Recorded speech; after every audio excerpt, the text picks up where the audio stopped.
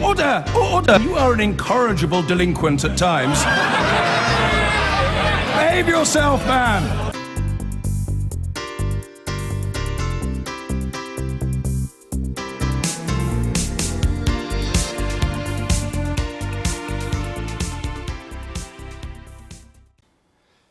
The Conservatives completed their leadership contest in a matter of days. Labour's has barely begun. There are now two candidates standing against Jeremy Corbyn, Angela Eagle and Owen Smith. But the Labour leader has told us that the rules which exclude recently signed up members from voting in the contest are unfair. He wants the party's national executive, the NEC, to change them. Adam Fleming went for a walk in the park with Mr Corbyn. This is the lake that was built here in the 19th century. Rather strange lake, it's on the top of a hill. Saturday in the park with Jeremy. I went for a stroll around the Labour leader's favourite local beauty spot, Finsbury Park in North London. Do you have time to take a casual stroll with a journalist around your local park? Yeah, because doing things in a relaxed way is important and doing other things is important. So going to a park, being in your garden, reading a book. However busy I am, my allotment is tended. It's in good order. We had a good crop of broad beans and we ate them the other night. We had a lovely bean soup. Good afternoon, lovely to see you all. A slightly less relaxing part of his week. At a meeting of Labour's national executive on Tuesday, Jeremy Corbyn secured an automatic place in the leadership election.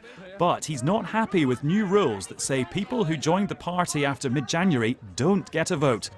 There's going to be some quite intense discussions over the next few days, I suspect, and I hope our party officials and national executive will see sense on this and recognise that those people that have freely given of their time and their money to join the Labour Party should be welcomed in and given the opportunity to take part in this crucial debate, whichever way they decide to vote.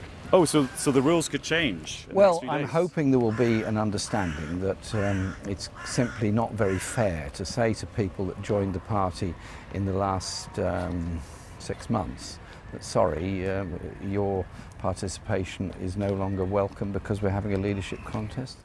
In the next few days, various Labour factions will be racing to sign people up as registered supporters who will be able to vote.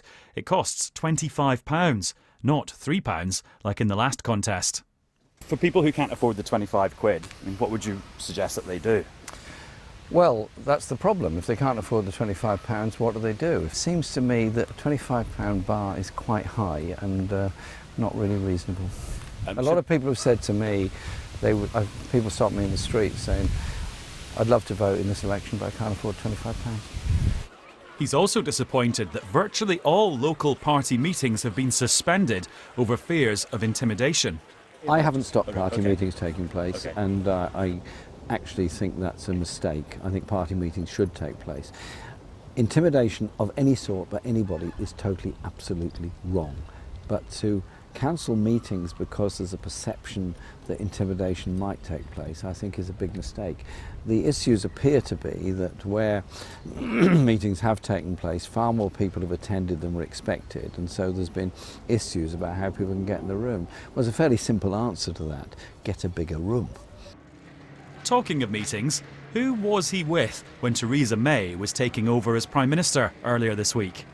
I was with an all-party group, including Conservatives, talking to two of the Miami Five who had been in prison in Miami and were released by the court decisions in the USA and the new rapprochement with Cuba, and actually welcoming the fact that there'd been an agreement reached between Cuba and I was actually with Conservatives and Labour people that was there for about 20 minutes, and then I went back to my office and continued my work. And so you thought that was a good use of your time at that point as the country was kind of transitioning from one Prime Minister to another? It was 20 minutes. Informing yourself by listening to people of all kinds of walks of life is important. What I was doing this morning, I was on the phone to friends in Istanbul and Ankara about what's happening in Turkey.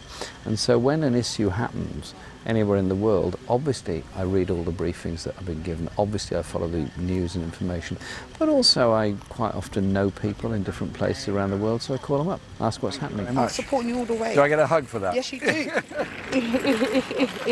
Yes, Thanks, you love. do. You're right. Yes. How are you? Okay. How are you? Thank you. He also seems to know a lot of people in this park. What do you think about Angela Eagle and Owen Smith when they take this job? Nah, I will back him all the way. Yeah, Definitely. yeah. And there's even the odd convert. So I'm a member of the Green Party. I've been trying to unregister from the Green Party so that I can vote, so I can register with the Labour Party so that I can support you. You're welcome. But not everyone's convinced. So we were walking around with Jeremy Corbyn. You were on the boating lake. Yeah. What did you shout out when you saw him? I said, I don't know what I said, something awful like You said something like you've ruined the Labour Party. oh gosh, I would say maybe step aside and stop ruining the Labour Party, I guess. Oh, the Pokemon's Yeah. okay now. So there's Krabby, he's jumping up and down. Krabby's jumping. And then And I couldn't let Jeremy go without introducing him to the craze sweeping the nation, Pokemon Go. He didn't seem that bothered, but then he's playing a much bigger game, trying to hold on to his job. And that's no walk in the park. We caught Krabby, okay. there we go, register to the Pokemon. Anyway, So our work this morning has not been in vain. And a longer version of that interview with Jeremy Corbyn is available online. We're joined now from Salford by the Shadow Education Secretary, Angela Rayner. Welcome to the programme. Jeremy Corbyn wants to allow people who joined in the last 6 months of your party to vote. He thinks the £25 fee is too high. Isn't it just typical of the chaos Labour is now in that you're holding a leadership contest before you've actually agreed the rules? Well, good morning, Andrew. I think it's important that we recognise that the Labour Party has transformed. We've now got over 500,000 members that have joined our party, which is fantastic. We're the largest social democratic party across Europe, and we have to recognise that. And for me, it's about democracy and allowing people to have that right. Should you be having a contest until you've agreed the rules?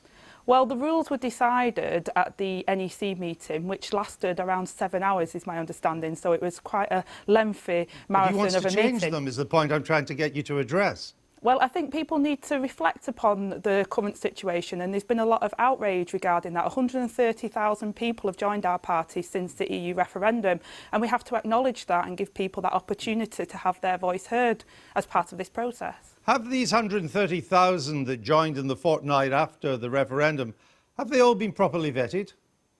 Well, that's a situation that the NEC and our party has to approve and go through, and we did it last time. We had a huge number of people join our party recently. But that's have why they been we are vetted this time? Have that number been vetted or not? We have to do that. We have to allow people democracy. You can't say that, oh, I might have a difficulty in vetting people, so we won't allow democracy to prevail. Then what we do is we ensure that we get more people, more staff, more ability to deal with that issue, because democracy is important. It's enshrined. It's what we should be doing. You're starting the leadership campaign, and you still haven't vetted those who may be allowed to vote. That's what I mean by chaos, Well, if not farce. I don't think it's chaotic to have over 500,000 people join our party and want to have a say in that. I think it's a really positive step. Well, it is if you can't vet them properly, isn't it? You don't know whether they're members of the Socialist Workers' Party, the Greens, the Communists, the National Front, the Conservatives. You have no idea, yet you're proceeding with the leadership contest. Andrew, we have 130,000 people that have joined the Labour Party in the last 3 weeks. They've not been vetted, is my point. Which the Conservative Party have around 150,000 members per se. We have over 500,000 members, so we're doing a great job. Communist Party and the Trotskyists and all these other groups that you're suggesting may be trying to join our party, they're not in those great numbers that we see at the moment. I think it's really important that we give people a say about the future of their country and the future of our party. I love democracy. I think it's a wonderful thing. OK. Will you definitely be voting for Mr Corbyn this time? Because you didn't last time, I don't think. No, I supported Andy Burnham in the last leadership election, but I recognise that Jeremy Corbyn, less than a year ago, had a significant mandate to lead our party. So you'll vote for him? I don't think it's the time to have a leadership contest. I will be seeing what the membership decide, but I will not be nominating another candidate. I will recognise our democratically elected leader. I asked you who you're voting for, Angela Rayner. What's the answer? I've made it absolutely clear that I will listen to what our membership says, but I will be supporting our democratically elected leader of our party and getting on with the job of holding this government to account, who have been a shambles so far. Well, let me just... Can you utter the words, because I'm still not clear what you're saying. Can you say the words, I will vote for Jeremy Corbyn? Andrew, I've made it absolutely clear what my position is, and that's about democracy and about our would members you like to say making- these words? I will vote for Jeremy Andrew, Corbyn. Are you or aren't you? I've told you that I am supporting our democratically elected leader of our party. I don't think we should be having a leadership contest at the moment. I'm going to be holding the government to account. We have a HU bill coming up on Tuesday. I know that. That's not what I'm here to talk to you. No, but Andrew... Look, I think I'm puzzled. Our viewers will be puzzled. Are you voting for Mr Corbyn? Your viewers want to see us holding this government to Would account. you like to and that's answer what the I will question? be doing. Andrew, I've tried to answer your question, but Ms. you Rayner, don't want to listen could to you my vote? answer. Could you name the person that you're going to vote for in this election? I will be listening to our membership, and in the meantime, Andrew, I will be doing the job that I'm elected to do, and that is holding the government to account and supporting our democratically elected leader of our party, which is Jeremy Corbyn. Right, OK. A new poll shows that Theresa May leads Jeremy Corbyn 58% to 19% on who would make the better Prime Minister. That poll also shows that 40% of Labour voters, your voters, think Theresa May would make a better Prime Minister. Why are you backing, if you are, I'm still not clear, why are you backing a loser?